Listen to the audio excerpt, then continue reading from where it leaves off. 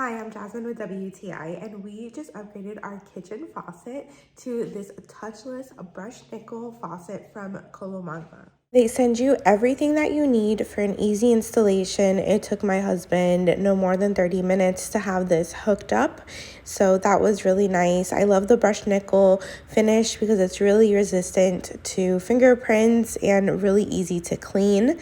And of course, the touchless feature is our favorite part about it. The little light turns red when it recognizes your hand there. You can also hear a clicking noise, and you just want to make sure the valve is open when you want to use that touchless feature to turn it on and off. You also have a couple of spray modes to choose from with the buttons right there, or you can hold that top round button to pause your stream altogether.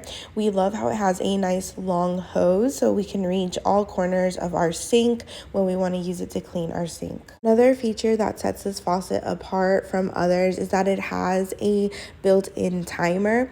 Within 3 minutes of no activity, the water will turn off automatically.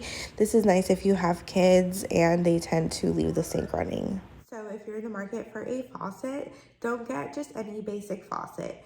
Level up with the touchless feature. This faucet from Qomolangma will meet all your expectations, and that's my point of view.